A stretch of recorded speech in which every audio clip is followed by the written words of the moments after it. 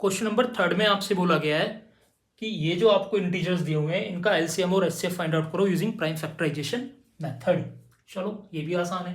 पहले first part pick करते हैं, फैक्टर्स निकाल लेते हैं। 12 के फैक्टर्स आप निकालोगे, सो 2 से आपका पहले 6 टाइम जाएगा, देन 2 से आपका 3 टाइम्स एंड देन 3 से 1 टाइम।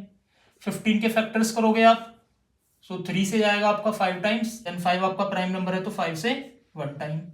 देन अगेन 21 के फैक्टर्स करोगे, सो 3 से कैंसिल होगा 7 टाइम्स, फिर से 7 आपका प्राइम नंबर है तो 7 से 1 टाइम। सो 12 के फैक्टर्स आपको मिले 2, 2 एंड 3। 15 के फैक्टर्स आपको मिले 3 एंड 5 और 21 के फैक्टर्स आपको मिले 3 एंड 7। सो जब एचसीएफ निकालोगे आप ये देखोगे कि कॉमन फैक्टर्स कौन कौन से हैं, उन्हीं को मल्टीप्लाई कर देते हैं आपस में तो एचसीएफ निकल जाता है। तो कॉमन फैक्टर मुझे यार एक ही नजर आ रहा है 3, इसके अलावा तो कोई और कॉमन फैक्टर है ही नहीं। अगर कोई और होता तो उसको भी लिख लेते, 3 के साथ मल्टीप्लाई कर देते, तो फिलहाल आपका एक ही है तो एचसीएफ आपका क्या हो गया 3 हो गया। अगर ये भी ना मिलता तो क्या होता 1 होता, क्योंकि 1 तो सभी का कॉमन फैक्टर होता है ना। तो अगर कुछ भी मुझे कॉमन फैक्टर नहीं मिलता है यहाँ पर प्राइम फैक्टर्स में तो फिर हम क्या लिखते हैं 1 लिखते हैं एचसीएफ।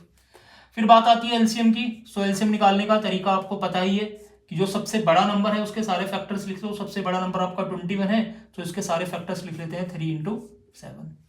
फिर से छोटे नंबर पर आते हैं 15 पर, तो 15 के दो फैक्टर्स है, एक 3 और एक 5 है, बट 3 ऑलरेडी आ चुका है तो क्या बच गया 5 लिख लेंगे। फिर उससे छोटे नंबर 12 पर आते हैं, तो 12 के 3 फैक्टर्स है, 2 बार 2 है और 1 बार 3 है, तो 3 तो ऑलरेडी आ चुका है आपका लेकिन 2 नहीं है, तो ये दोनों 2 हम लिख लेते हैं बस। तो इनको मल्टीप्लाई करोगे तो आपका क्या आ जाएगा यहाँ पर एलसीएम आ जाएगा। ठीक, तो ये कितना बचेगा 3 7 21, 21 इंटू 2 42 और 5 टू 10 420, कितना आएगा ये 420, आपका एलसीएम आ जाएगा। क्लियर, बहुत आसान है। वैसे सेकंड और थर्ड पार्ट आप कर सकते हो, सेकंड आप पिक कर लेना, थर्ड में बता दे रहा हूं आपको भाई 8 के फैक्टर्स आपको क्या होंगे 2 इंटू 2 इंटू 2, इसके अलावा तो कुछ और होगा नहीं, करके देख सकते हो आप। 9 के फैक्टर्स क्या होंगे 3 इंटू 3, 25 के फैक्टर्स क्या होंगे 5 इंटू 5।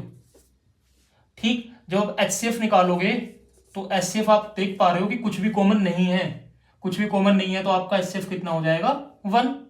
और जब आप एलसीएम निकालोगे सो एलसीएम के लिए क्या करना होगा आपको, सबसे बड़ा नंबर 25, उसके फैक्टर्स आपके एज इट इज आ गए 5 इंटू 5, देन 9 के factors 3 into 3 as it is आ जाएंगे, कुछ भी रिपीट नहीं हुआ है अभी तक। 8 के फैक्टर्स भी एज इट इज आ जाएंगे क्योंकि एक भी 2 यहां पर नहीं है। तो एक तरीके से सारे ही आ गए आपके तीनों नंबर, ये आपका 25, ये आपका कितना 9 और ये आपका 8, तो इन तीनों को मल्टीप्लाई करना, आपका जो भी एलसीएम आएगा वो आप यहां पर लिख लेना।